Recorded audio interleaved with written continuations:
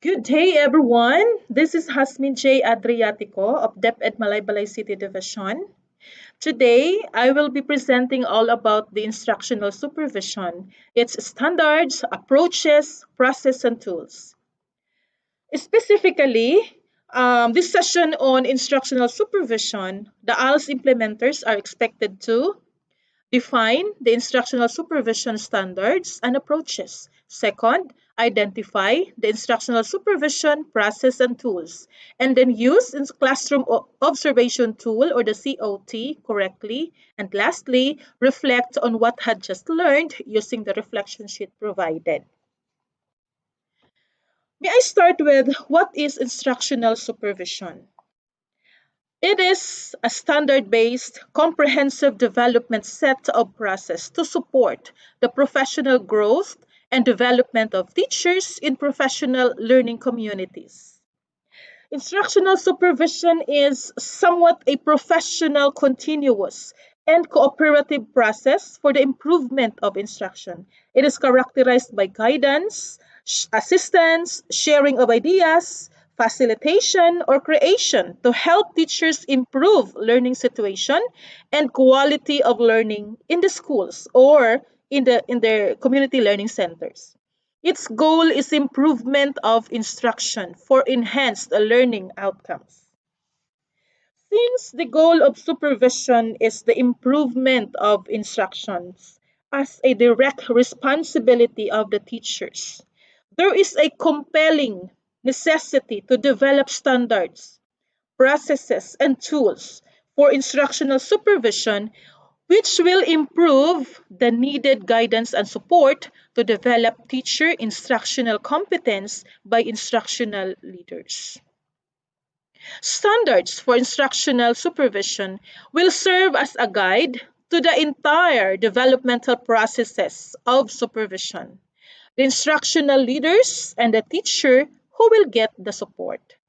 The standards comprehensively cover both the culture and the process of supervision in the context of Philippine education. It has linked to the National Competency-Based Standards for the Teacher or the NCBTS. Instructional supervision is guided by these standards with specific indicators. First standard is democratic supervision. Most of these standards have at least 4 to 6 indicators, but for each, I will only highlight two. No? Successful supervision using a standard on democratic supervision, it recognizes that instructional supervision is a teacher support function to nurture teachers' leadership and autonomy. It also recognizes teacher strengths and needs and provides opportunities growth in a supportive learning environment. Second is collegiality and collaboration.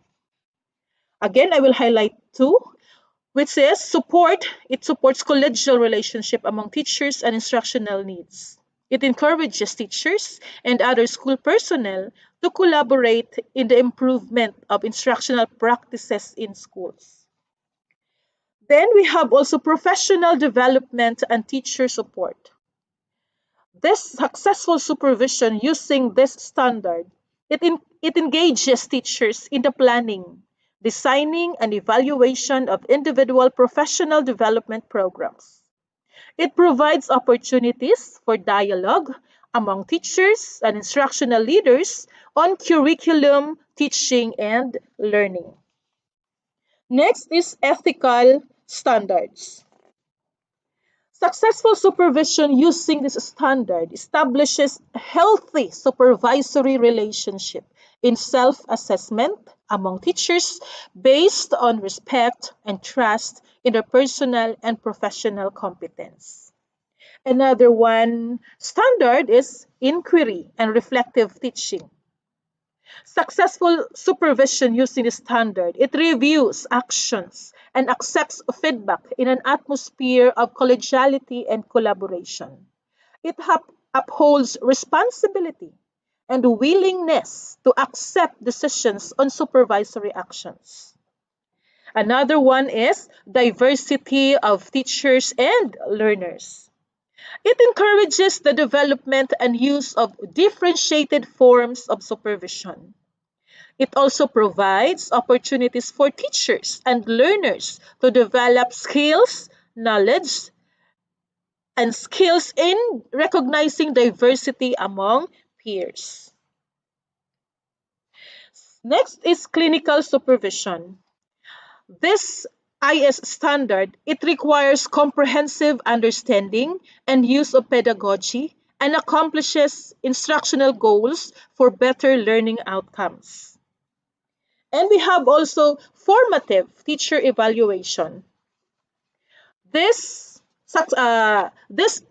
standard, it encourages teachers and administrators to work as a collaborative partners in identifying teachers' professional development goals to appropriately assess these goals and plan actions for the improvement of teaching and learning. We have also curriculum supervision. What is the standard? It also clarifies the aims of education, the nature of knowledge, the role of teachers, and purposes for the curriculum. And lastly, we have this last standard, the 10th standard, which is not included in the slide, which is teacher action research. The successful supervision using the standard, it encourages the conduct of action research as a strategy to improve instruction and for professional development. And let us now get to the next part, which is the instructional supervision approaches. Let us discuss the various approaches to instructional supervision and see what kind of teachers are suited for each approach. Remember, all teachers need differentiated support and assistance to improve the teaching and learning. First approach is directive supervision. Whether intensive or informational may lend very well for beginning and inexperienced teachers, experienced teachers who are having teaching difficulties, and teachers who are performing well but need direct intensive guidance on new innovations. And it has also we have also to plan, no? Is either the supervisor assigned or suggested. We have also another approach which is called collaboration supervision. On the other hand, collaboration supervision is appropriate in starting to create a professional learning community where individual teacher tries to be responsible of each other's professional growth. It promotes cooperative and collegial learning where the teacher and the supervisor mutually plan and work together as equal. Likewise, a non-directive supervision would be most appropriate for advanced and independent self-directed teachers who clearly have a greater knowledge and understanding of what they want to do.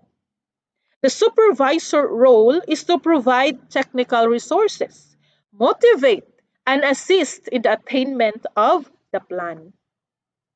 The application of the three supervisory approaches shift from one to the other according to need and the context of the teacher and the skill of the instructional leader.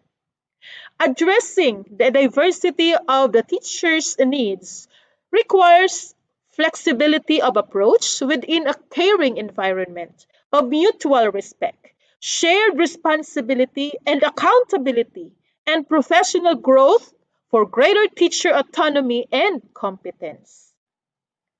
This time, we will identify the instructional supervision process and the specific tools needed.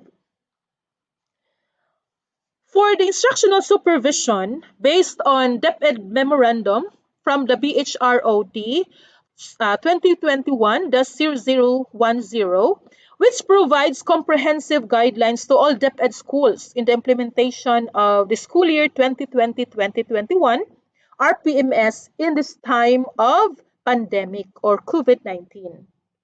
So we will have to present what are these classroom observation tools in the RPMS cycle before moving on to the process. Okay?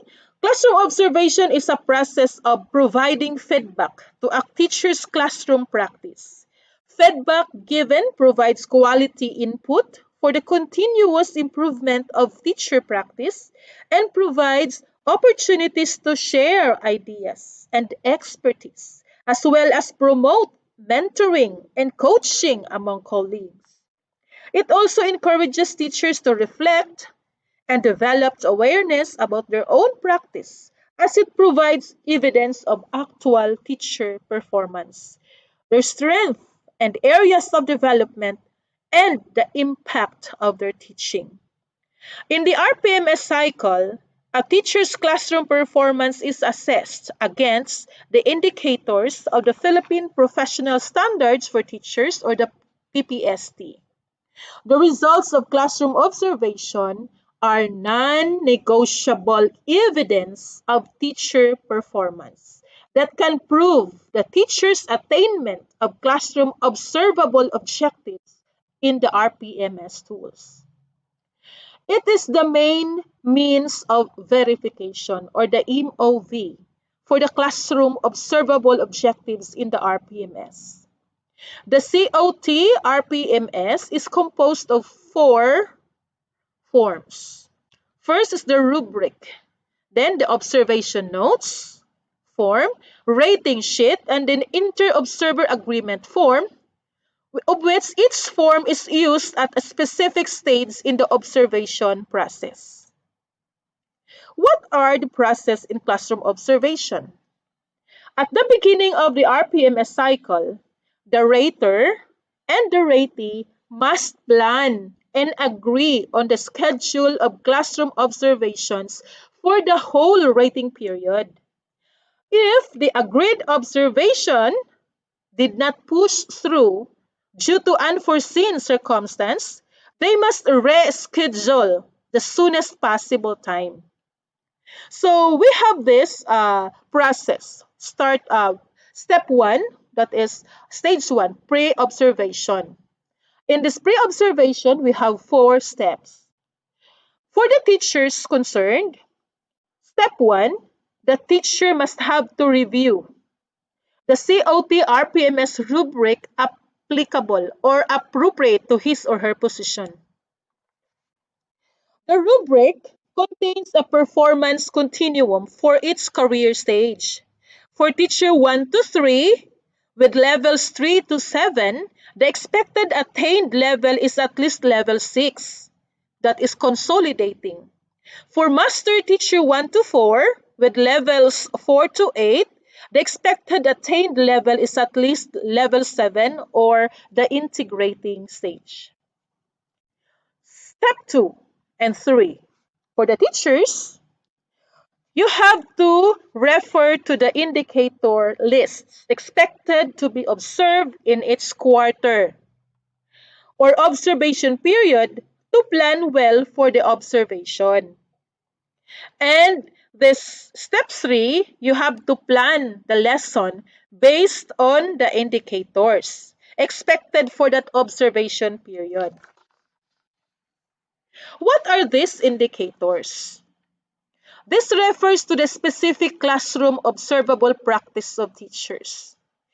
These indicators refers to the description of practice for each level. The description explains the practice expected of teachers in the classroom or in their respective community learning centers.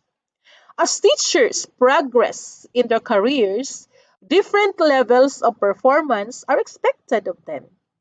The development in levels refers to the expectations of teachers in different career stage. So levels 3 to 7 for teacher 1 to 3, while levels 4 to 8 for master teachers 1 to 4. What are the classroom observation tools or RPMS? COT RPMS. There are 2 classroom observation tools for RPMS. One for teacher 1 to 3, that is proficient, which include the implementers of the alternative learning system, and one for master teachers 1 to 4, which are labeled highly proficient. The indicators in the tools are the observable classroom objectives listed in the RPMS tools. The language of the indicators is from the proficient career stage and the Philippine Professional Standard for Teachers, or the PPST. The COT RPMS for teachers 1 to 3 has 9 indicators. Yes, as you can see in the slide, there are 9 indicators. While for the COT RPMS for master teacher 1 to 4 has 5 indicators. So in this slide, you can see these indicators for profession teachers. Classroom observation in the RPMS tool is distributed within the academic year. But we should have to map the RPMS objectives and COT indicators, because not all objectives in the RPMS tools are classroom observable. The check mark in the table, no, or in this indicator signifies that the indicator must be shown in the observation period. The cells in black signify that the indicator should not be observed in that observation period. Okay? So the indicators to be observed per observation period are highlighted in yellow. Okay? For the highly proficient teachers or master teachers, the RPMS tool for master teachers 1 to 4, highly proficient, is for master teachers, which also include implementers of alternative learning system if we have, no? Okay, they are expected to be at the highly proficient career stage, which means that they consistently display a high level of performance in their teaching practice. Generally, master teacher 1 to 4 are expected to perform all the following indicators as shown in the slide. Okay? So we have also step 4 from pre-observation stage. Step 4 for the teachers, this is for you to provide the observers with the WLL. No? Okay, you know already how to use the WLL, or you will be learning from it from the succeeding speakers. Okay, and we have to move in the next process, actual observation, which the teacher to be observed shall deliver the lesson. A classroom observation usually for 50 to 60 minutes. While the teacher is delivering the lesson, the observers observe the teaching learning process. The observers are the instructional leaders. The instructional leaders are tasked to do supervisory work from which teachers get immediate support for the professional development. These instructional leaders may be external or internal to school, where the teacher is teaching.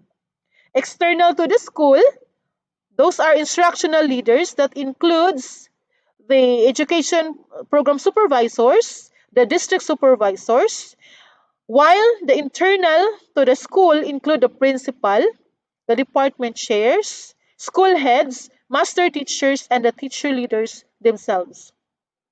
Individually, each has a specific duty as embodied in their duties and responsibilities, but they have common tasks. That is instructional supervision. They may differ in their areas of jurisdiction, but whether such responsibility is within the school, the district or division or region, their main goal is to assist a teacher in improving teaching. So in line with this, our regional office, through our region ALS focal person, Dr. Ray Butch Mahinay, shall issue a clarificatory memorandum regarding this to unify our instructional supervision practices in the entire region. So there might be a change on this specific policy. So we will just wait for that. Okay, next is post-observation. This is already the third IS process, post-observation. We have step 1 and 2. In the post-observation, which is called the post-conference, commonly called post-conference, we have to meet with the observers to discuss the ratings given. In case of different ratings, come up with a final rating. The final rating is not an average. It is a final rating based on reasoned and consensual judgment. The next, we have to affix your signature on the rating sheets. So only one COT result coming from the 3 observers will be given to the teacher after the post-conference. This inter-observer agreement exercise will be given in case of multiple observers. So we have these forms, no, or the tools to be used. First one is observation notes. This observation note form is a form used by the observers during the classroom observation. The observers use this form to take note of his or her specific observations and comments during the classroom observation. This is the only form the observers will bring and complete during the observation. Observation notes form should not be submitted with the COT rating sheet or the inter-observer agreement form as part of the main MOV. So this form, how about this rating sheet? Okay, this rating sheet, this form lists the indicators in the RPMS tool, no, in the COT RPMS tool. We have here, no, in the slide. The observers use this form to indicate the rating, no, or the level attained in each indicator by the observed teacher. This form is completed after the observation. Refer to the indicator list to check which indicators are expected to be observed within the observation period. And this inter-observer agreement form, observers use this form. It serves as the final rating form used during the inter-observer agreement exercise. So to arrive at a final rating, each observer discusses and justifies the ratings given to the observed teacher. The final rating is not the average of the ratings given by the rating agreed upon by all the observers. In this case, there is only one observer. The school head, his or her rating is the final rating. So this form is used when there are 2 to 3 observers. When this form is used as the main means of verification or the MOV, the individual COT rating sheets should not or should no longer be submitted. Okay, so those are things you have to learn from the instructional supervision. Before I end, may I present to you this quotation from Mark Twain that states, "Make it a point to do something every day that you don't want to do. This is the golden rule for acquiring the habit of doing your duty without pain." See you later during our interaction if you have questions to ask. Thank you and good day, everyone.